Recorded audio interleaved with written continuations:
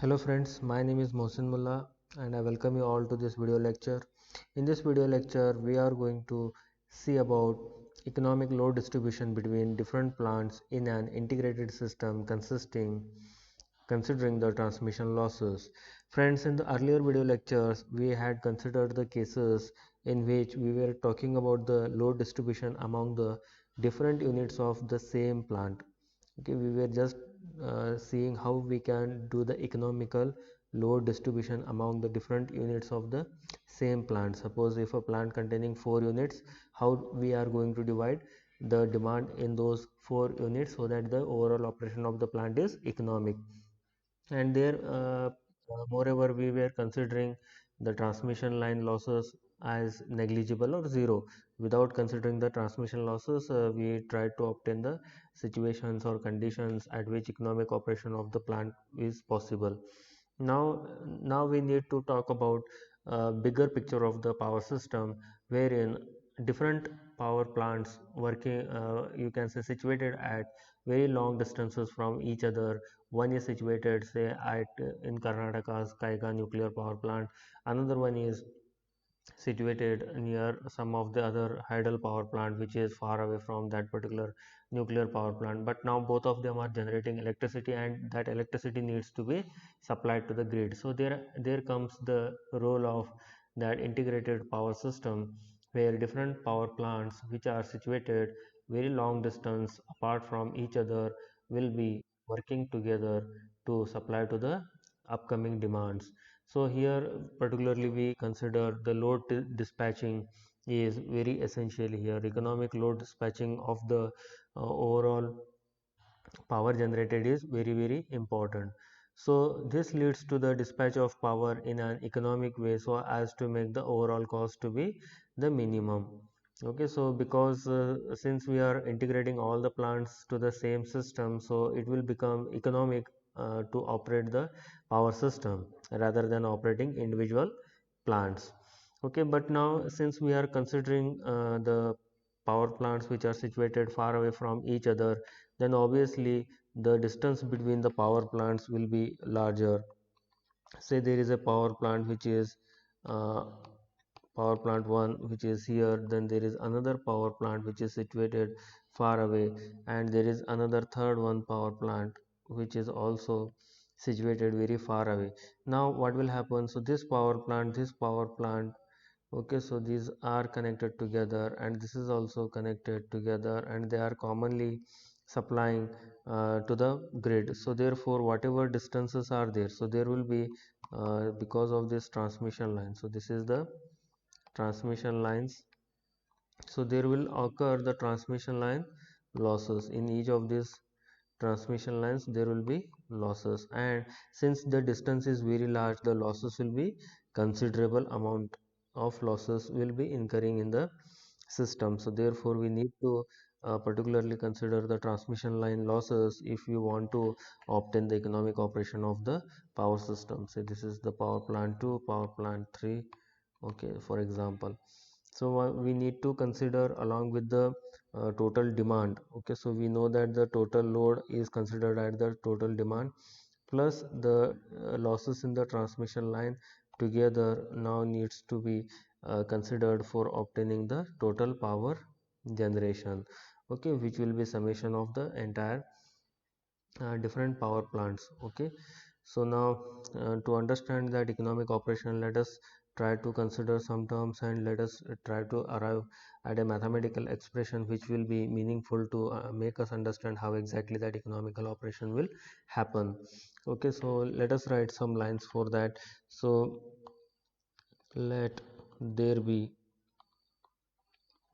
m plants m plants in a system. Okay, so I had considered example of 3 plants, but let us consider m plants in a system integrated by transmission lines. Okay, so these are integrated by or interconnected by transmission lines.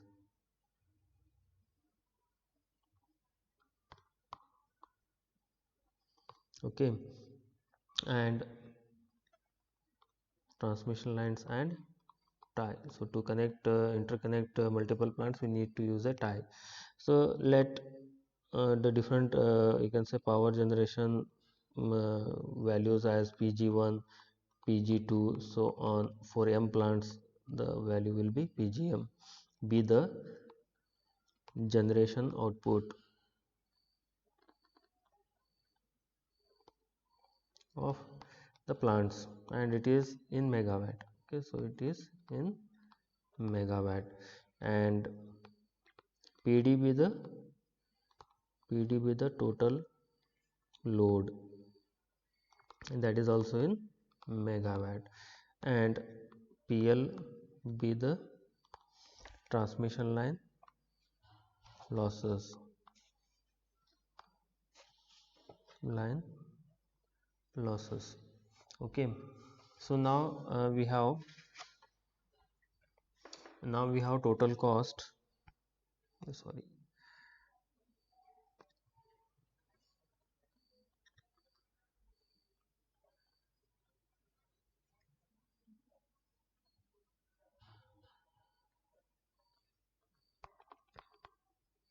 now we have total fuel cost. Okay, so the total fuel cost will be, say, C, and that will be obtained in rupees per hour, as we already seen in previous video lectures.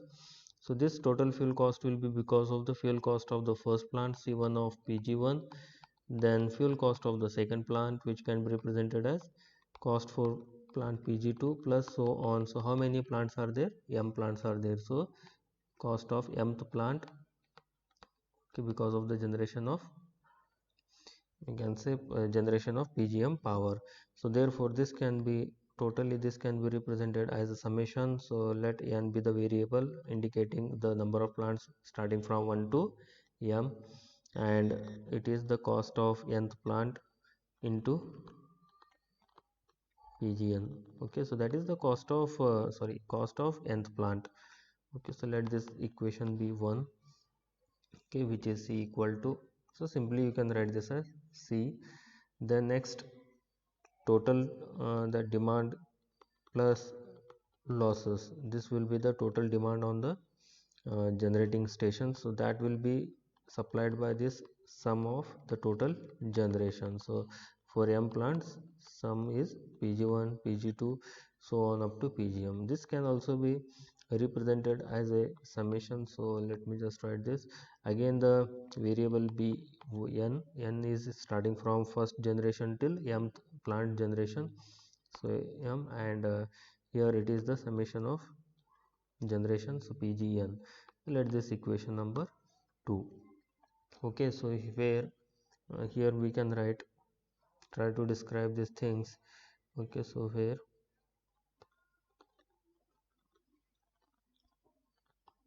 Cn of Pgn is the fuel cost of the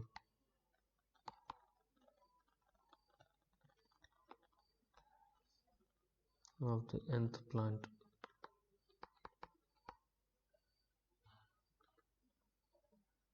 in rupees per hour, and Pgn is the output of the nth plant in rupees per hour, and Pgn is the output of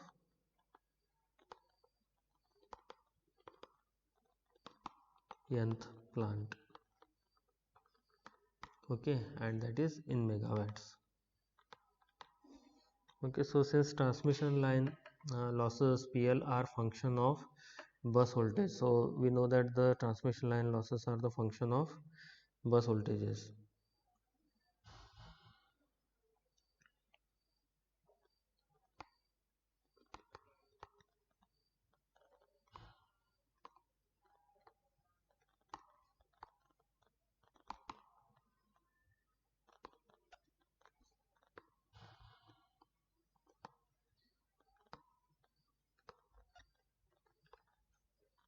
Which bus voltages ultimately depend upon the reactive power. So now we have to assume that the reactive power is not being changed, therefore the overall bus voltages are also maintained constant. So therefore In that case, if the voltages of the buses are constant, then the losses in the transmission line will be directly we can say function of the output of the plants. Okay, so they will directly related to the generation of the different plants. Okay, so that we can consider. And assuming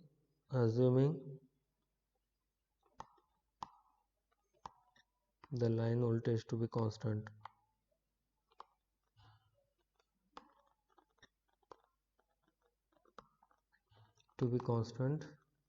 the transmission losses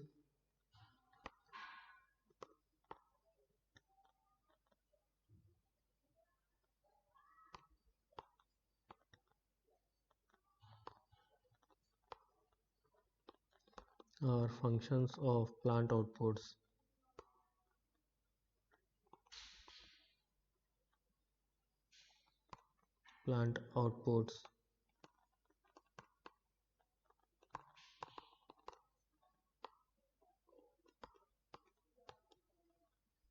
Pg1. Okay, so now we know that the total losses are the function of the output of the plants. So therefore, from equation 2 we can try to rewrite the equation. Okay, so from equation 2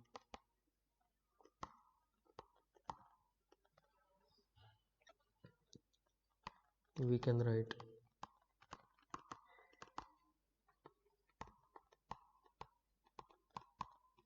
new function h, which is a function of Pg1 and Pg2 up to Pgn, is nothing but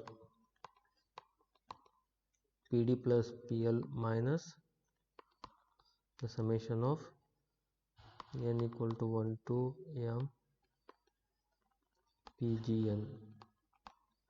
Okay, so this is equation number 3. We can say that this new function h is function of Pg, Pg1, Pg2, so on up to Pgn, and its expression will be equal to Pd minus Pl minus Pgn, summation of the Pgn. Okay, so therefore application of Lagrangian technique. So with the help of this Lagrangian method,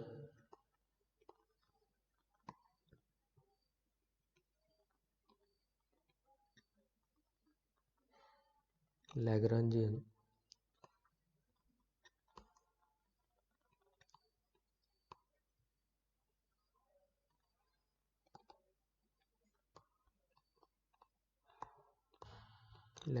technique utilized for optimum.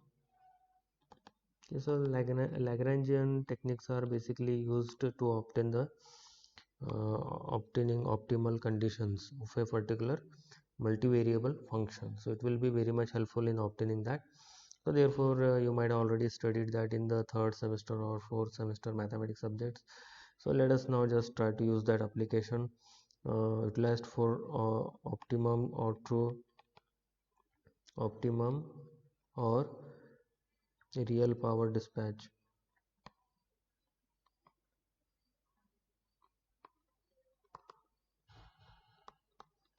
Gives,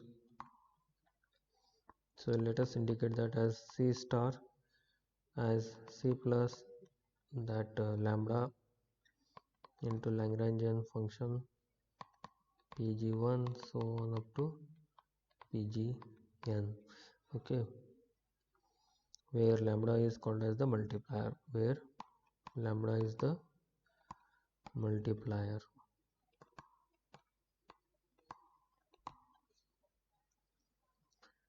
or also we can try to write this C star equal to, so what is C here? From the equation number 1 we have already written C as the summation of C of, let me just write this, C of n Cn of Pgn.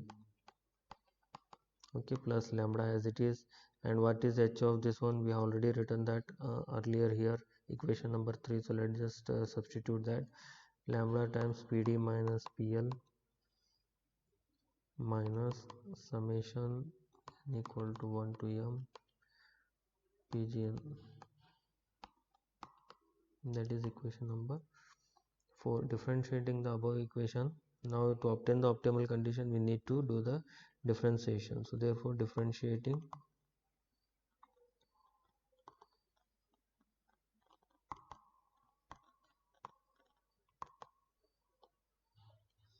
differentiating the above equation with respect to PGN and equating to 0, to obtain the optimal condition we have to differentiate a function and equate it to 0, that is the minima in calculus. Okay, so therefore we have, so differentiation of that, let me just indicate dou Cn star divided by dou Pgn with respect to Pgn. So for first term dou Cn by dou Pgn plus, now here lambda times Pd, so this will be, Pd is a constant, so this will get become 0.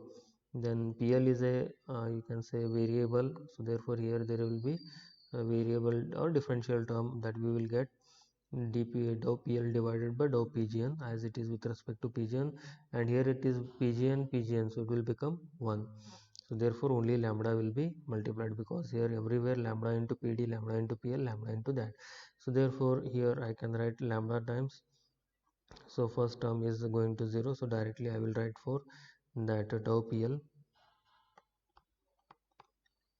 sorry this is plus term not minus, dou PL divided by dou Pgn, then minus lambda, and we need to equate this to 0, that is equal to 0 for, okay, so this is valid for n equal to 1 2 3 so on up to m. Okay, so let this equation number be 5. Okay, so now we can try to rearrange this term by taking the lambda term to the right hand side, and therefore dou Cn by dou Pgn can be written as so I'll take it to the right hand side, lambda minus dou PL divided by dou Pgn into lambda. Okay, so we can take lambda outside, so it will be 1 minus dou PL by dou Pgn. Okay, therefore now finally we can write for lambda, so lambda will be equal to dou, or we can write this as, now we can try to convert this into a normal derivative term, dou Cn by, for nth term if you take dou Cn by dou Pgn into 1 divided by 1 minus dou PL divided by dou Pgn. By taking this term to the left hand side we can write this term. Okay, so now this is what we are going to get. Now what is lambda trying to represent here? Okay, so basically that first term dCn by dPgn is called as the, as we know that incremental fuel cost. Okay, so now here let us try to write this expression as also in simpler way as dCn by dPgn into this new term as Ln. Okay, because we are already familiar with the dCn by dPgn, now let us just write that new term as Ln. Okay, so where Ln equal to 1 minus dou PL divided by dou Pgn. Okay, and this is called as penalty. Since the transmission line is having losses, then whatever fuel cost is there, that fuel cost will be now multiplied by this Ln, and Ln is always going to be greater than 1, so there will be higher, you can say, incremental cost. So this is the regular incremental cost that will be multiplied by the penalty factor Ln. Okay, so 1.5 1 2 sometimes, so that times we have to you can say to compensate the losses, if it is say in 2 for example, it might not happen, so at that time we have to pay double of the total incremental fuel cost to do the same kind of generation. Okay, and here equation number 6 is called exact coordination equation. Exact coordination equation, you need to remember that. Okay, so which will give us the nth, for the nth per plant, total incremental fuel cost of the nth plant. Okay, and dcn, so here let us just write the remaining term, sorry, not dow, dcn by dpgn being the incremental cost,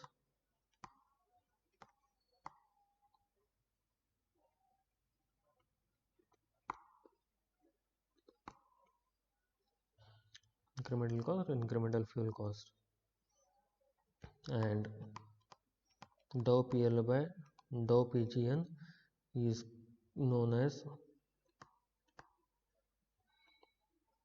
incremental transmission losses.